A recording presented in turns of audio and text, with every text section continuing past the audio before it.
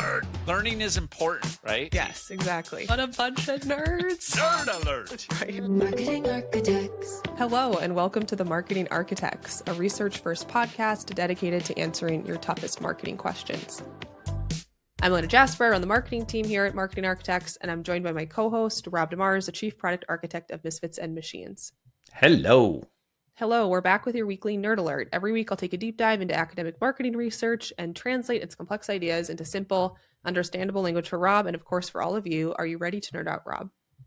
I'm feeling so nerdy. I just set my password to supercalifragilisticexpialidocious with an exclamation point, which is great because I can never access my account again. I was going to say I would not be able to spell that.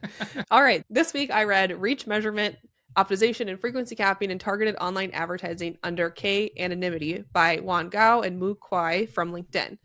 The study looks at what happens to reach, frequency capping, and ad performance when platforms can no longer track individual users and instead have to rely on privacy-safe user groups instead.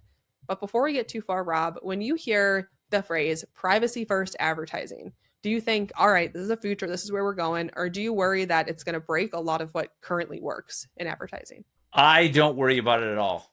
It makes me think less tracking, more thinking. I think it forces us to stop, pretending precision equals persuasion. I think it just continues to elevate creativity matters. We're shifting away from a strategy of surveillance and focusing on what really matters. And you work at a television agency that doesn't rely on this type of, so it's probably, you're not that worried about it. Doesn't keep you up at night. It keeps a lot of marketers up at night because they're dealing with it with their digital channels. So that tension is what this paper tries to resolve. What happens to our advertising effectiveness when individual tracking is gone and everything has to work at the group level instead? So the study, it centers on a privacy framework called K Anonymity. Instead of identifying individuals, platforms place users into groups of at least K people based on shared traits like geography or interests. So instead of saying Rob specifically has already seen this ad twice, the system only knows someone in group A has seen this ad. So that's a big shift in how digital advertising works.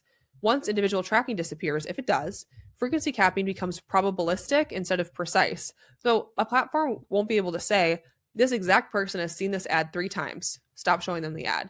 It can only estimate the likelihood that the next impression will reach someone who hasn't hit the cap yet. So frequency capping doesn't go away, but it gets more difficult. The authors call this probabilistic frequency capping. And it sounds a little odd, but the goal is still the same. Avoid overexposing people while maximizing reach. The difference is that instead of certainty, you're working with more of a probability. So, Rob, does that sound like any other traditional media channel we know? Exactly. Right. So that's how traditional media like TV has always worked. You never know who saw the ad, just the odds that someone in a household or an audience segment did. So digital could be being pulled back towards that same model. But let's talk about our favorite topic, reach. Under K Anonymity, reach is no longer a clean count of unique individuals. Instead, it becomes an expected value. So platforms, they can still report reach, but it's an estimate, not a head count. The more privacy you add, the larger the groups and the more uncertainty there is in that estimate. The study also looked at optimization, specifically how platforms should bid when they don't know who the individual user is. So traditionally, frequency capping was binary. Either the user was eligible for another impression or they weren't. Under privacy, that system discounts bids based on probability. So if there's a high chance the impression will hit someone already over the cap, the platform bids less aggressively. If they think they could reach someone new, it's going to be more aggressive. This creates this decline in bidding intensity instead of a hard stop. So one other interesting insight is that a small number of highly active users can distort everything. So if a few people are generating the most impressions in a group, the system's going to become overly cautious, even though most people in the group haven't seen the ad yet, which again, feels familiar if you've ever planned around heavy TV viewers. So we're kind of getting back to a little bit of traditional planning. The researchers also ran simulations to understand the trade-off between privacy and performance. So Rob, what would you expect to happen to ad performance as privacy increases? Do you think there's going to be some total collapse, a gradual trade-off? What do you think would happen? I don't think it'll be a total collapse, but I definitely think that the stuff that's going to break the fastest has always been on borrowed time, considering the scrutiny around privacy. We've known this is a topic. We've known that it's coming. That stuff's going to take the hit fastest. Hyper granular targeting is obviously going to be the first domino to fall. But the upside, again, is just more honest signals, cleaner experiments, and better learning over time. This idea of the precision theater is just going to go away. You are pretty spot on. So when they simulated moving from individual tracking to these more smaller anonymous groups, it caused about a 1/3 drop in efficiency, but increasing privacy much beyond that caused much smaller incremental losses. So I think you're right, like that hyper targeting was what really took the biggest hit. They also found that in the extreme case, like if everyone just had to become one giant group, performance started to look more like traditional mass media. So probably just harder to measure, which means privacy is not going to destroy advertising. It might just make digital behave more like TV, and you might need to look at it more like a channel like television.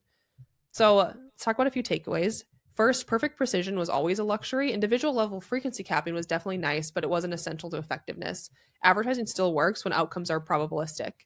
Second, privacy pushes us back towards reach first thinking, because as these platforms lose their precision, broad reach becomes more important than trying to squeeze your efficiency out of tiny segments. And finally, expect some messier measurement. Reach numbers will come with more uncertainty. That doesn't mean all campaigns will fail. It means dashboards will be less exact. I think, know firsthand how difficult measurement is with a channel like TV. So there's a chance that digital could become a bit like that too. Time for a Rob GPT. Think of digital advertising like weather forecasting. No one expects a forecast to tell them with certainty whether it'll rain at exactly 3:17 p.m. on their street. What we want is guidance. Even without perfect certainty, certain forecasts can be incredibly useful. They shape our real decisions every day. And privacy-first advertising works the same way. You might not know exactly who saw your ad, but you can understand the conditions. The numbers might be less exact, but they're still good enough to make strategic choices. And that's what this research is saying. Uncertainty doesn't make advertising ineffective. It just makes it probabilistic.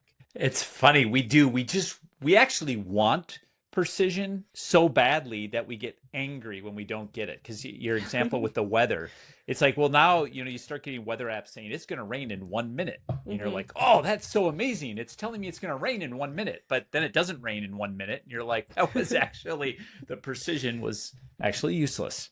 Yeah, it feels more comfortable to have it sometimes than to not have it. But yeah, that was interesting. It's fun to read a paper like that because all this privacy stuff has been odd. Like at one point, it was a huge topic. Everyone thinks this is going to hit. Now, I think people are way more concerned with AI than privacy. And there's still a long way to go to know how it's going to affect things. But I thought it's good for people to be aware of what things could look like if they did have to move to that model. So that's it for this episode of The Marketing Architects. We'd like to thank Taylor De Los Reyes for producing the show. You can connect with us on LinkedIn, and if you like the podcast, please leave us a review. Now go forth and build great marketing. Under K Anonymity. Anonymity. Is that how you say it? Anonymity. Anonymity. Anonymity. Anonymity? Is that right, or are you just teasing me? Anonymity. Anonymity. Is that actually how you say it? Because I'm going to say it a lot in this episode. Marketing Architects.